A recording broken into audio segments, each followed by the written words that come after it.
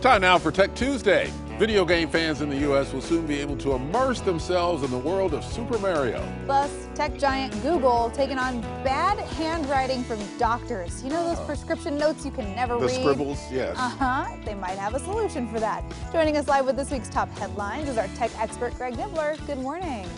Good morning. Yeah, starting off with that Google one, you know, doctors' handwriting is kind of like the Hall of Fame of bad handwriting. And so this is coming from Google India, taking a look at using their AI machine learning to help interpret those doctors' notes. Now, a lot of places do have digital prescriptions, but worldwide, it still is the classic doctor's note where it's written out. There's all kinds of shorthand, scribbles. It's hard to make sense and mistakes happen. So they took a look at using what they already have as far as their technology and interpreting handwriting and really stepping it up to do that. So they were able to break it down, actually understand, turn it into symbols, actually understand what some of the shorthand is, and then try to reinterpret that to get rid of some of those mistakes. And so the study is really building upon what they've already done, but it's really fascinating to see how the machine actually goes about it. Now, if you want to see some of this technology in action, they don't have this part out yet, but you can get Google Lens and try it out yourself and have it interpret different handwriting. You can do it for regular handwriting. For normal things, it can interpret pretty easy,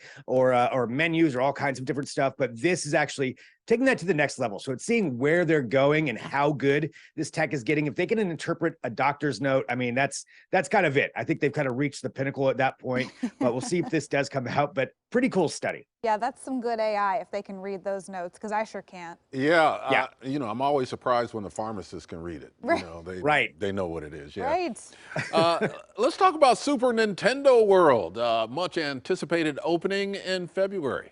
Yeah, this is pretty exciting. If you have any kind of nostalgia for Super Mario or you're a fan of video games, this is going to be where you want to be. So this is Super Nintendo World. They already have one that opened in Japan. This is the first one in the US, and it really is. It's all things Super Mario. It's going to be at Universal Studios in California. So I think February 17th actually is the opening date for this.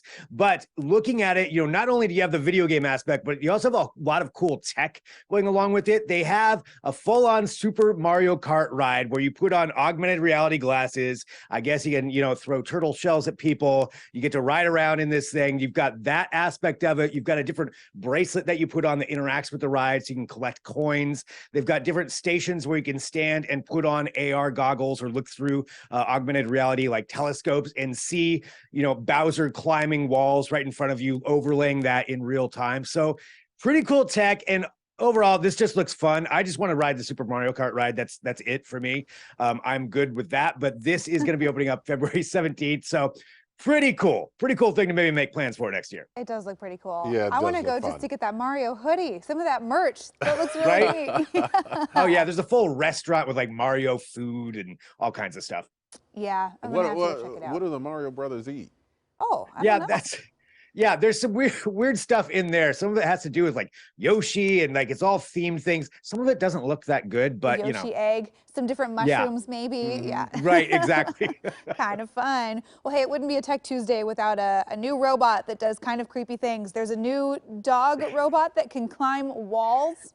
Yeah, and you're right. You know, if I see a creepy robot, I have to bring it to you. So this is taking a new spin on the dog robot. We're probably used to seeing those from like Boston Dynamics, but this is taking that kind of robot to the next level. It comes from a Korean institute that's studying about how to allow these dogs to walk up walls. So what they've done is they've created electromagnetic paws, essentially, feet for this thing, to where each one's individually controlled and it can climb up walls, climb over ceilings. It's independently operated, so it's not tethered to anything. And the idea behind it is actually pretty good because a lot of these robots are used in industrial situations that are not safe for people. So they wanted to add and expand on the abilities of that to be able to say, go up the side of like an oil tank or wherever it is that it's working. So that's showcasing some of the tech right there. This isn't something that's going to be released yet, but so far the study is showing that it really works pretty well. This particular robot, I think it weighs about like 18 pounds, so it's smaller, but it can carry things with it. So I don't know, it could be, you know, not that long before we start seeing these things climbing all over buildings, doing repairs or whatever they want them to do. But yeah, Dogs, the robot dogs are going to be climbing walls. So Black Mirror is becoming a reality. Oh my gosh.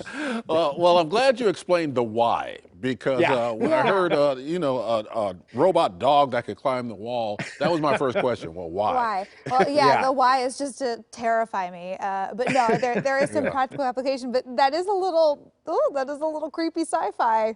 Oh yeah. Yeah, It's definitely absolutely. creepy. As long as it's not running after me, then I'm good. Okay. Oh, Greg, thanks for the rundown. As always, happy holidays. We'll see you again soon.